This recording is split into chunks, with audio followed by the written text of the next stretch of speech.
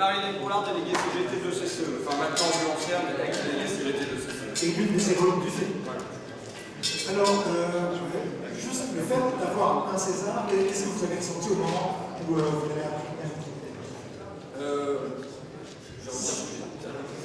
Mais moi je considère que j'ai déjà vu le César des gens l'année dernière, non seulement parce qu'il y a beaucoup de monde qui est venu voir en salle, mais aussi parce que le film il a été utilisé à la fois sur les places publiques, dans les cars qui montaient en manifestation contre la loi travail, dans les grosses du travail, dans les unions locales CGT et ainsi de suite.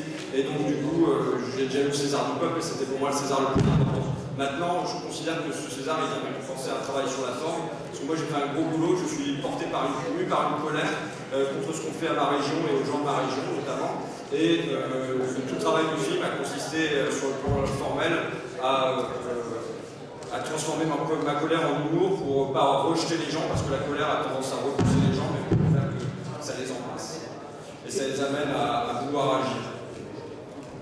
Et cet humour qui est présent et qui a porté votre film et qui l'a fait connaître aussi aux gens, vous l'avez instillé de quelle manière? C'était surtout une sorte de prérequis, ou bien c'est au moment du tournage que ça s'est mis en place et ensuite... Non, c'est absolument nécessaire parce que des documentaires sur des fermetures d'usines, d'abord des fermetures d'usines, vous en avez tous les soirs aux infos, malheureusement. Et donc il y a un phénomène, on s'est habitué à ça, les esprits sont complètement habitués à ça. Il y a eu pas mal de films réalisés là-dessus, sur les Continentales, sur Michelin, enfin il y a plein de films qui ont été réalisés là-dessus. Et donc il fallait renouveler la forme, et donc ça passait nécessairement pour moi par ailleurs.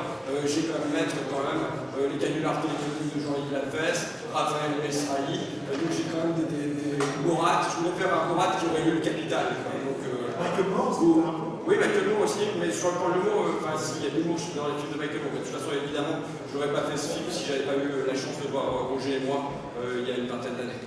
Et puis aussi le découpage par acte, enfin je veux dire, il y a une vraie dramaturgie dans votre film. Après, c'est que, moi je considère qu'on aurait dû remettre un César du meilleur scénario à Bernard Arnault parce qu'il coécrit le film, le patron du groupe LVMH, et c'est lui qui nous a offert un certain nombre de rebondissements. Et donc en effet, moi je me suis retrouvé un peu comme j'avais l'impression d'être dans le théâtre de Marivaux, en me grimant et puis tout ça, et donc c'est pour cette raison-là que j'ai choisi un découpage en actes.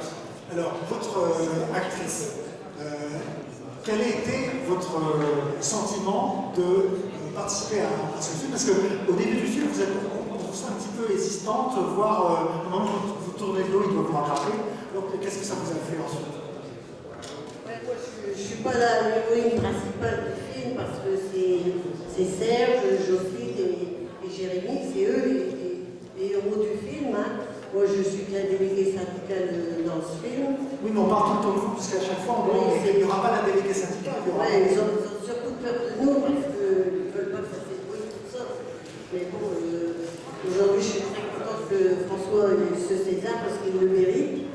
Et ça peut peut-être porter à d'autres salariés à revendiquer, à se battre contre ces fermetures d'usines. Et aussi, à l'Assemblée nationale, il faudrait qu'on soit représenté par les ouvriers parce qu'aujourd'hui, il y en a plus. Alors, je ne sais pas si vous comprennent vraiment là-haut, quand ils discutent de droite à gauche, parce que toutes les usines aujourd'hui, elles ferment. Il n'y a plus une seule usine où ils ne ferment pas. Aujourd'hui, c'est Cool.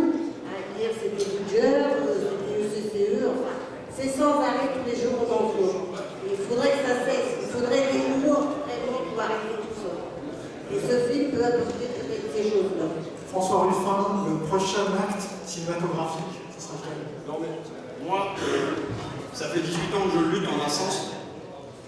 Ah, ça fait 18 ans que je lutte par des moyens différents. Alors, ouais, je fais mon journal depuis 18 ans, j'ai écrit un certain nombre de livres, j'ai fait des émissions de radio, surtout je suis à toutes les manifestations, s'il faut occuper une place publique, ça ne me dérange pas. Et donc le film était un moyen parmi d'autres, j'avais l'envie d'aller vers ça, mais c'était un moyen parmi d'autres, et là j'ai pas de projet de me remettre un film dans l'immédiat. Dans vos actions, vous ne prenez pas une caméra systématiquement? Non, parce que vous savez, c'est difficile, et ça, je ne sais pas comment je l'ai réussi dans le film en toute honnêteté, mais c'est difficile d'être dans l'action et dans la mise en scène de son action. Et donc aujourd'hui, quand vous vous engagez dans une action, c'est difficile d'avoir en plus d'être un peu comme à 2 mètres et en disant, bon voilà, il faut que je me mette en scène de cette manière-là. En tout cas, bravo. Merci. votre action aujourd'hui, c'est être candidat. Oui, je suis candidat aux élections législatives pour essayer qu'on bouge le cul à l'Assemblée nationale.